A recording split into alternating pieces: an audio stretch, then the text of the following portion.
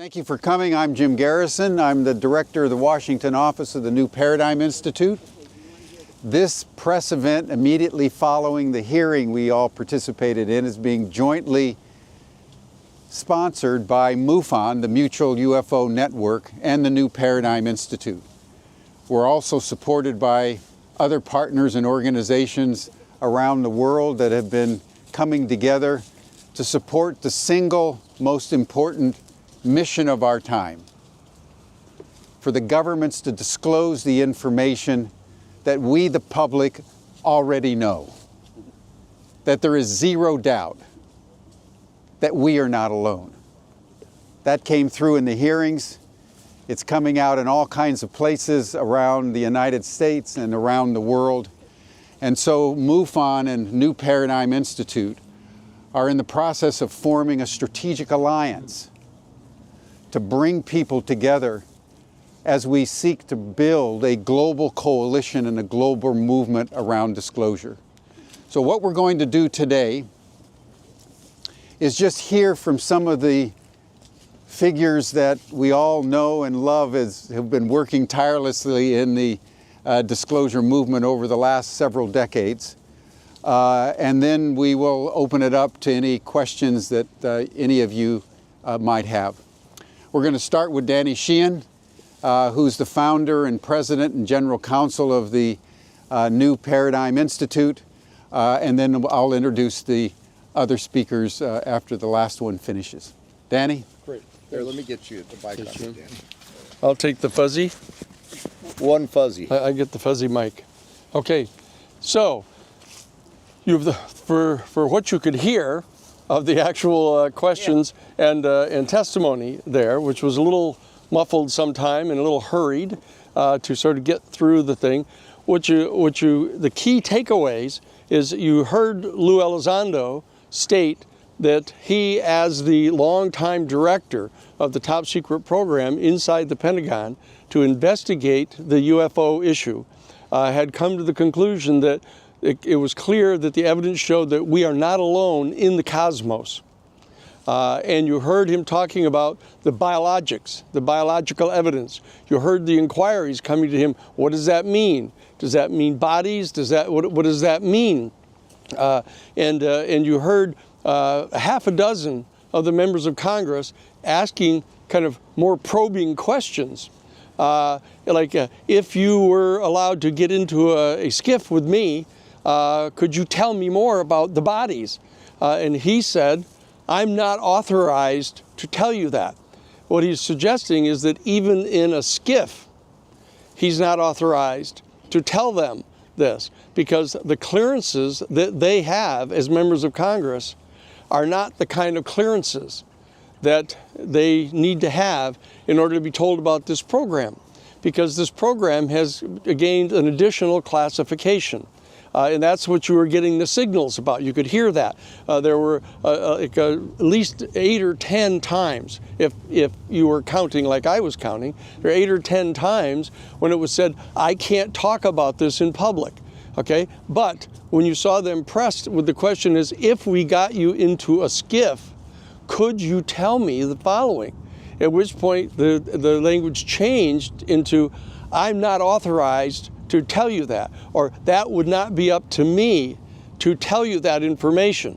So it means that there's a source of authority still above the members of Congress and their clearances, which is still being deemed to be operational on the part of the witnesses that were actually under these security oaths. And who are those people? You could tell that Lou was, the Admiral was. They were still, the question as to who those people are above them is one of the questions that Congress has to find out about. And you saw Congressman Burleson kept asking him, kept saying, well, who is that? Who is that is authorized to tell us that? And Lou said, I'm not authorized to tell you that, okay? And it isn't that if I got into a skiff, I could tell you, which was a whole other category of information. But there's a whole other category of information that even if you get them into a skiff, they're not going to tell Congress. Okay? So that's the status where we are right now. It's farther ahead than we were a year ago. So we're making progress step by step, but you'll see that this wall is still up here. But very importantly, there are a major growing number of members of Congress, not only on the House side that you saw today, but over on the Senate side, that are saying, at least we need to know. And you saw, even with Congressman Ogle, that came at the very end, who was the super hawk. I think you can notice that he's here to protect the national security of the United States. He said, whatever our positions are, this Congress needs to know. Okay, you got to remember now, that's the purpose of the UFO Controlled Disclosure Act, is to get Congress informed. And then it's going to have to be Congress and others who decide how much the public is going to be told. So it's important for the population to know that what we're driving at right now is getting Congress informed. They're our elected representatives. They need to know. They're being iced out. And as you heard one of the other congresspersons say, that I believe that that's criminal. You heard that it's criminal for them to be refusing to brief Congress on this program. All right. So there are nuggets like that you pick up if you listen closely to what really happened here today. And you heard Congresswoman May say over and over again, this is clear that we need to have more hearings. We need to have more hearings to get more information, right? And the key to understand is that when President-elect Trump is inaugurated on January 20th and becomes president, he has publicly stated repeatedly that he will immediately release all of the information about UFOs that the government has, okay? Now, I wouldn't bet on that, but the bottom line is he is saying that, and so all he has to do, very importantly, all he has to do is order all of the people who are under UFO non-disclosure security agreements to release them from that security agreement. So then they can come before Congress and tell Congress what the information is that they've got. That's the next step that has to be focused on, because it's not at all clear that the most responsible thing to have happen is have Donald Trump get all the information and decide to do whatever it is he wants with it. Okay? That Congress should be involved. These are the elected representatives, okay? And the American people should be involved. You heard Lou Elizondo lay out the 3 levels of things that had to happen. The third one was that the citizenry has to get informed, has to get mobilized. Okay, that's why the New Paradigm Institute and the Mutual UFO Network are joining together now. The Mutual UFO Network has probably one of the most thoroughgoing grassroots membership in the country. That they've been around for over 50 years. Okay, and that what we need to do is we need to organize in every one of the 435 congressional districts a Citizens for Disclosure team. Okay, we have them in 43 states now, but we don't have them in all 435 congressional districts yet. That's what we're all going to be working on. We're going to be mobilizing that third leg of what is required that Lou Elizondo talked about. All right, that's the job of what this conference is about. You know, Lou is now off actually briefing some of the other members of the committee right now in private that has been set up. But the bottom line is he may get here before everybody disperses, but we can't disperse. That we've got to push for what May says needs to be more and more of these hearings. We need to get the hearing that's going to take place on the 19th over on the Senate side, where Senator Gillibrand is going to bring in the new head of AARO. You actually heard the Admiral suggest maybe we can have more optimism about the AARO office under the new administration. You heard repeated statements that the AARO office had failed in its mission under its previous administration. Okay, so it's possible that, I would just make clear to you, as long as the AARO office stays under the control of the United States Defense Department and the intelligence community, these are the people that have been hiding the information for 80 years. So I think that the AARO office doesn't feel itself really authorized to go get this information. So the people are going to have to join together with Congress and mobilize to get this information brought to the world. And as Dr. Garrison pointed out, we know a lot of this information already. But the fact is that 75% of the people in the country don't know that information. So that's the other thing the New Paradigm Institute and the MUFON people are going to be doing, is getting the information out to the people so that everybody in the country is as well informed as probably most of you are, to get to that stage so that they can mobilize and put the pressure on their congresspeople and hold more hearings. And we need to move to have more hearings as soon as possible, right after the January 20th inauguration of Trump. Hold him to his word of making this information available, get the Congress involved to reconvene hearings, get Trump, put the pressure on Trump to release all of the UFO whistleblowers from their national security clearance restrictions and bring them to Congress to brief Congress on what's going on. That's our job now. That's our job. We're the people out in the streets now. We've come out of the marbled halls of Congress to mobilize as the citizenry to get this job done. But be certain of the fact that the congressional representatives are not going to do this unless the pressure is kept on by the citizens. And that is what Tim Burchett said when he came out of the skiff a couple months ago. He said, the only reason we're here is because the people are demanding it. Okay, so don't stop. Don't stop. That's what we're doing. The New Paradigm Institute and MUFON are joining together now in an alliance to get that to happen. So everybody stay tuned, stay in touch with us at the New Paradigm Institute and at MUFON so that you can be kept up to date. Okay, come to newparadigminstitute.org, okay, and you can get all of the information. Great. Thank you very much. Thank you. Take the fuzzy. Can't Congress subpoena any of these private contractors? Yes. Yeah, they're perfectly entitled to subpoena them. Why don't they? Well, because they don't have enough citizen pressure put on them yet. That's the right exact question. That there's not enough citizen pressure on them. The citizen pressure has generated what we saw today, which was okay, but it's not adequate. What happened today? It's just a step in the next direction. We've got to mobilize to get the next step taken as soon as practicable after January 20th for the next round of hearings, right away in the new administration. Thank you, Daddy. Thank you, Daddy. Hi, I'm Ron James. I'm the filmmaker who made the film Accidental Truth, and I'm also the media relations director for MUFON, and we're here also with MUFON's actual director. For too long, the UFO community has been divided. There's been a lot of infighting, there's been a lack of clarity in our destiny and our path, and we're setting a new precedent in cooperation. MUFON and the New Paradigm Institute are two very different organizations doing a lot of the same work, and it's been very clear to us that there's strength in numbers. So we're finding ways that we can communicate and cooperate to the public and move this agenda forward as best we can.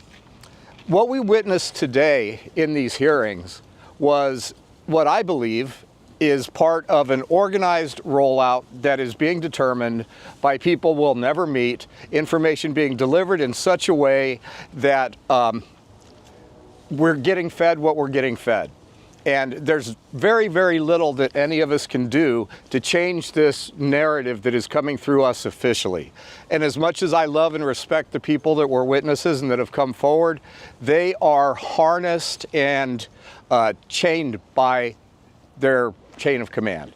They cannot say certain things. They will never say certain things. If it's up to these people that are doing this, we're never going to get the whole truth. But organizations like MUFON for years have been gathering cases, gathering information, finding proof. There is overwhelming evidence of these programs. There's overwhelming evidence of non-human intelligence engaging the human race. There is overwhelming evidence of everything that these guys still have to sit and say, well, I can't tell you. But we need to know, and we deserve to know. And it's going to take the slow process of moving government along and supporting them in the way they have to do it, even though it's hard to watch sometimes, but it is happening. But it's going to take the civilian groups, all of us, not only putting the knowledge out, but also pushing the government to go further.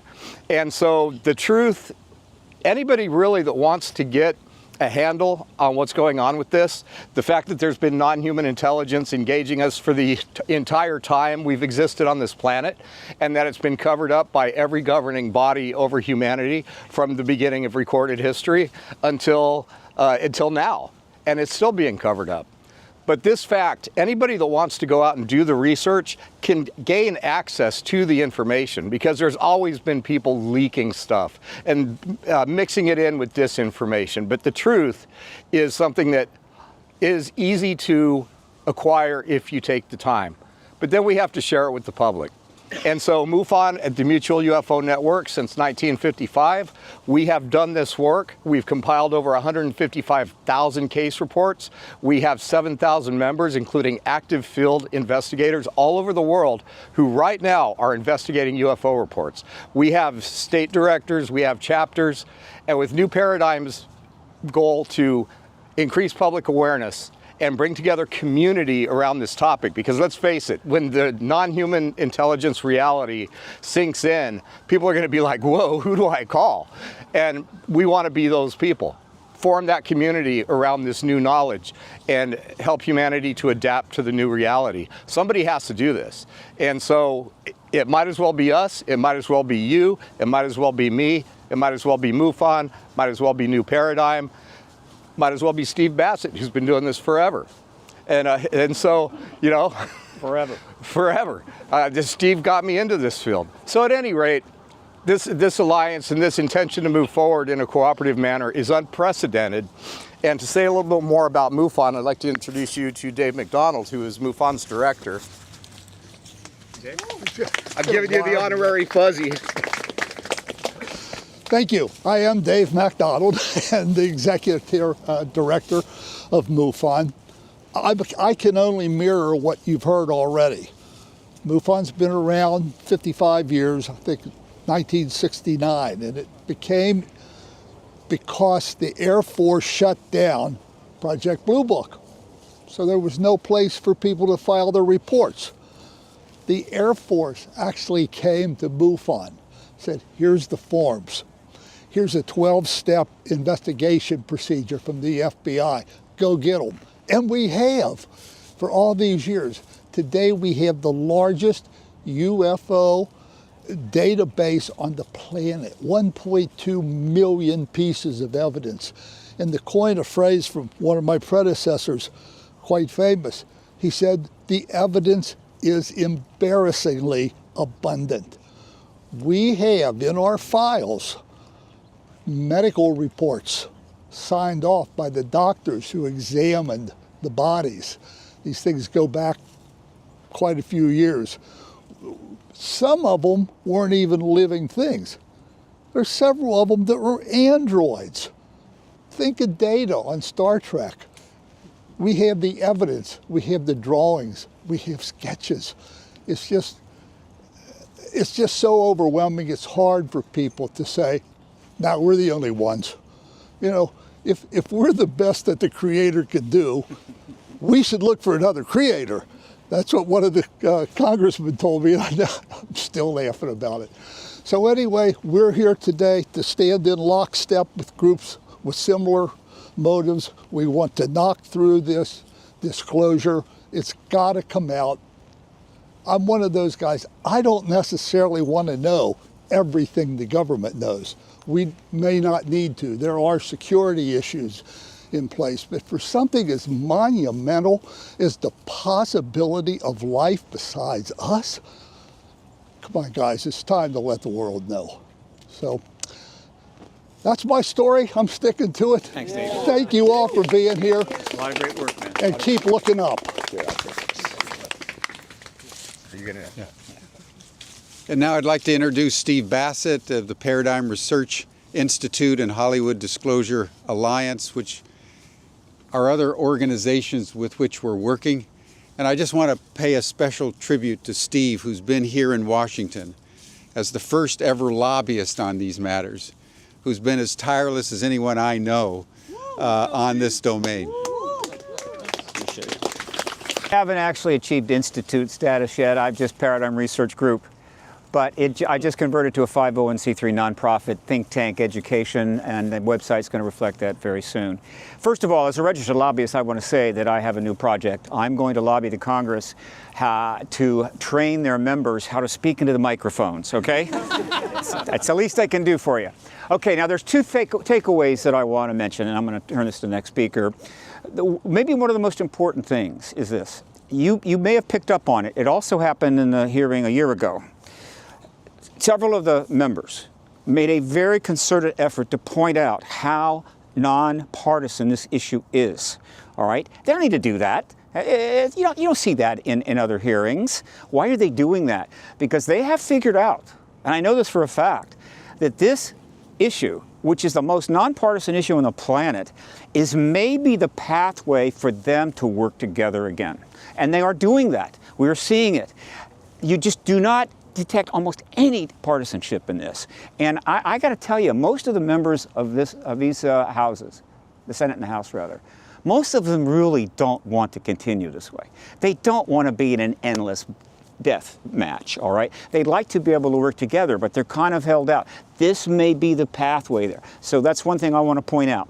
Now, the second thing I want to point out, this was something said by my new favorite congressperson, Representative Nancy come hell or high water Mace, okay? She's my new favorite member. There's going to be more hearings. You bet there are. Okay, which means more witnesses are going to have a chance to speak. There's at least 40, 50 that have come forward in various ways. But there is one group of witnesses that has basically been shut out, and there's reasons for this. And we're going to do everything we can to get those witnesses before the coming hearings. And who am I referring to? I am referring to the men who started coming forward 30 years ago, who were serving at SAC bases, some of them commanders, in the silos, with the responsibility and ability, given the right codes from the president, to turn the keys that would launch nuclear missiles and destroy whole countries. They started coming forward to talk about the fact that our missiles were being shut down by craft hovering over the base. Not once, not twice, but many times. Some of the most important witnesses you can imagine. In fact, they're so important that the government said, you're too strong, too much. We just want to keep you away. They just ignored them. And every effort they have made in those years has failed to get them in front of a hearing. That has got to stop, all right? And so the next person that I'm going to introduce you to is the leader of those individuals, along with Robert Hastings particularly, who has done everything he can, documentary, 3 books, a press conference in Washington, D.C., to try to get this issue before Congress, that these things shut our missiles down, but they let us turn them back on. And so I want to introduce you today, Captain Robert Salas. Yep. Sorry, let me mic you up real quick. Thank you, Steve. Steve, you're one of my heroes, I'll tell you that. I first met Steve about 25 years ago, something like that. And he's invited me multiple times to his conferences here in Washington, D.C. With the help of Mr. Hastings, we organized other conferences, and I've done my own. But he's right, 30 years ago, thanks to MUFON, by the way. MUFON was the first group I turned to after I told my wife my story. Where I went public. I went public through a MUFON investigator who helped me request of the Air Force information about one of these incidents, which I thought was mine at the time. It turned out it wasn't mine. It was another incident which I wasn't really aware of, but it happened very similar circumstances, and that was what I call the Echo Flight incident. It happened on March 16th, 1967, and later realized that mine happened March 24th, 1967, just 8 days later. In addition, as I did more research and with the help of MUFON investigators, and we acquired more information, more data from the Air Force that they declassified.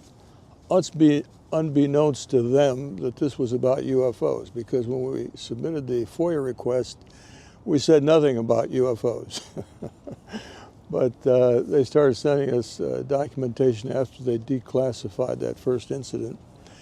And then I was able to make contact with other witnesses, etc. And as Steve said, a lot of those witnesses have been reluctant to come forward because they're afraid of consequences of stating what they know. I myself signed a non-disclosure agreement. I went public on the thought that I could go public because I was receiving information about my incident, but I was mistaken. It was not my incident. And so, but I decided to continue to speak out because of the importance and the need for the public to know. I think it's, let me just summarize, within the span of 6 months, 30 nuclear missiles were disabled by UFO objects, 30.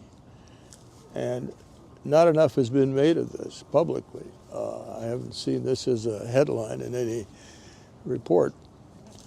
But my purpose is to inform the public on these incidents and others, to get those witnesses to come forward. I know many of them. I've got their phone numbers, addresses, etc. And I'd be happy to see them be invited to another hearing, as well as myself. So I'm here for the duration, believe me. I'll be here as long as I can stand and talk. Thank you. All right, thanks, Bob.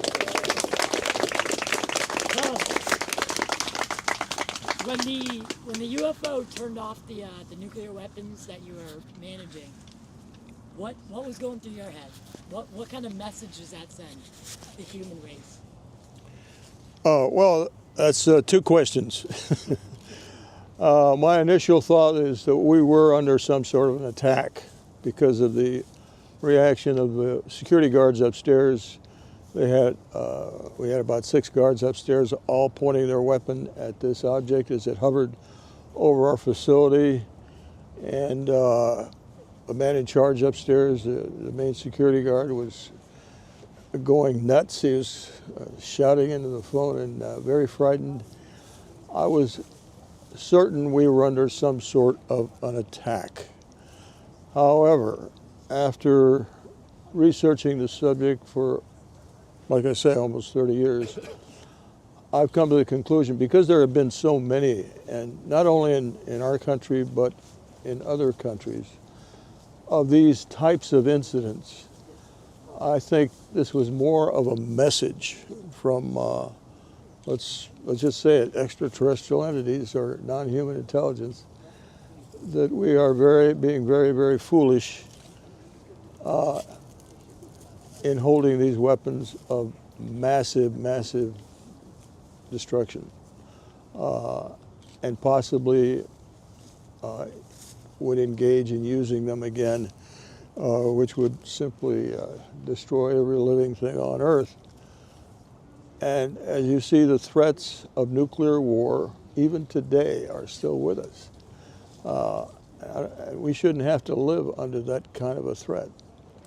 So the public does need to know this emphatically and give guidance to our government as to what to do about it, and not allow the government simply to decide this is another enemy and we'll shoot them down every opportunity we get. Okay? Thank you, Bob. You bet.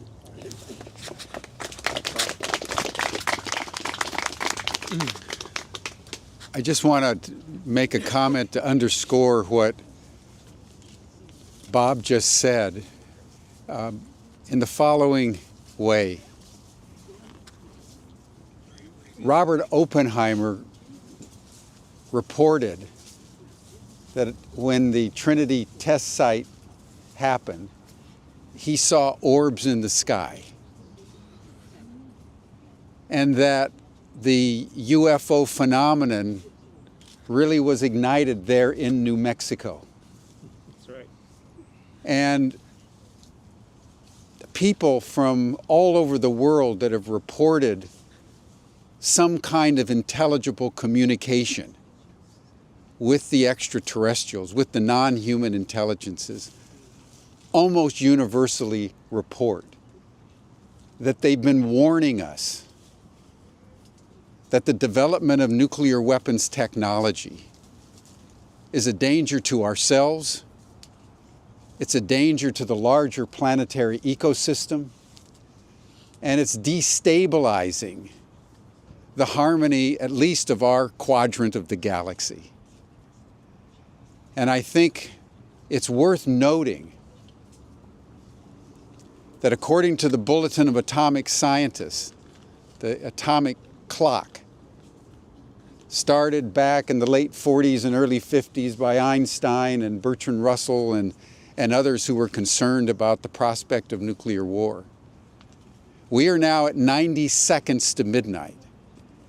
According to those who understand these matters, we're closer to a nuclear weapons exchange now than at any time in the history of the nuclear age, including the 1962 Cuban Missile Crisis.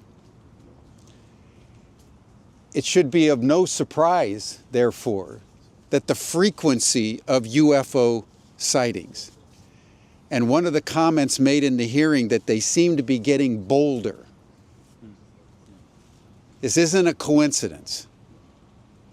I think we're at a moment where we teeter on the brink of self-destruction in many ways, including climate change. And the non-human intelligencers are here, I believe, ultimately, to catalyze the awakening of humanity. And that's the reason why the New Paradigm Institute and MUFON are focusing, certainly for sure, as we have today, on government disclosure, but ultimately on citizen activism and citizen empowerment around the world, because it is at that level that this is going to be adjudicated and resolved. When the people of the world, en masse, both compel disclosure, but establish their own relationships with these non-human intelligences in an intelligible way. So Bob, I just want to salute you for decades of service. And here's a man, in contradistinction to the hiding behind the NDAs that we just saw in the Congress, that didn't do that. He didn't do that, my friends. And we ought to all just acknowledge that courage and fortitude. And right. And the others as well? Chindelli, Vince DeMoss. Yeah, and there have been many, many others as well. But it's just since we heard so much hiding today, we should salute the courage that steps out of those shadows and simply tells the truth, because humanity has the right to know.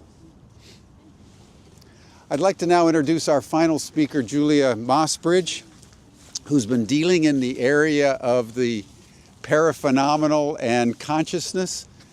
She's the founder and director of the Mossbridge Institute, and she's doing seriously interesting stuff on this matter of the paraphenomenal. Julie. Thank you. Can you make this happen? I can. So, to step Right about here? I don't want to. Right about there? Hi, everybody. I guess my job is just to give my reflections on the hearing. So as a scientist, and as my family has been touched by the progress of science and controversial or edge science for as long as I've been alive. My father was a theoretical physicist at Argonne National Lab. My mother worked in gifted and talented education. Their parents were working for the Department of Energy. So this is like a family affair. And and that's part of why it matters to me. It also matters to me because I love science. And what Mr. Gold said in the hearing today about that the ecosystem of, I'm paraphrasing, but that the ecosystem of scientists at NASA really requires more transparency about the data and more data themselves to work with, I think is really powerful. And then when Congressperson started getting really philosophical, did you hear the Congressperson who went over time and said, oh, she's not looking, and he said, what about Kuhnian revolution? Like, he didn't really explain his terms, but I just want to say what he was trying to say. What I think he was trying to say is that Thomas Kuhn, who wrote The Structure of Scientific Revolution, talked about how these edge cases, these anomalous phenomena that we cannot currently explain under the umbrella of our current theories, are really important in pointing us towards what might be true. So whatever's not fitting with your current theory is like a little hint from the universe about, hey, there's something here that you don't understand. And that's edge science, is understanding those anomalous phenomena. And they include UAP, they include consciousness phenomena such as survival of death, telepathy, clairvoyance, precognition, psychokinesis, mediumship. They include these kind of space-time navigation systems that we don't understand. They include technologically advanced energy that we don't understand. And so what has been created, I think what he was saying is, this scientific revolution has been stopped in its tracks because we've been discouraged from looking at these edge cases, these anomalous phenomena, because of the stigma, but also because they sort of might maybe lead somewhere that's important and then maybe we're not supposed to get to.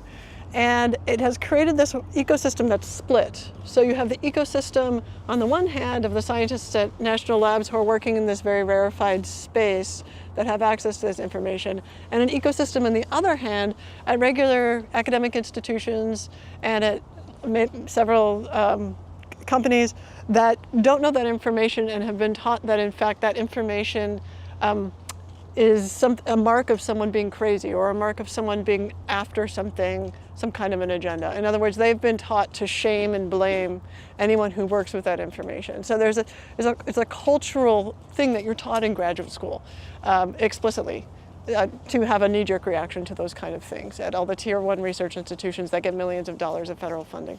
And so there's been this cultural split, and it has to come together. And so in the world of science, there's this healing that needs to be done, just like in the world of politics, where these two branches have to come together so that Kuhnian revolution can happen and we can look at those edge cases. And so I'm just gonna, one of the things I was thinking about, and I hope it's okay that I plug this, I have an article in the debrief, not written by me, but about my efforts on Monday about RISE, so research and innovation at the scientific edge, which is something that I brought to Rand Corporation and had a conversation with them about it, and they said this is too controversial, this idea of destigmatizing this stuff. We would need the White House to tell us this was okay. And I said, okay. Then I went to DARPA and I said, what about this? And they said, too controversial, we would probably need the White House to, I'm like, so I'm going to the White House and I want to develop an office in the executive office of the president, which is the same office that created the race to the moon. So it can very effectively, with very few people, sort of from the bully pulpit, say like, we are changing our attitude about edge science and technology and make public-private partnerships that actually work towards, and actually faith-based institutions and nonprofits and small business that actually work towards healing this rift. So that's I hope it's okay that I plugged that. Thank you, dear. Thank you. Thank you.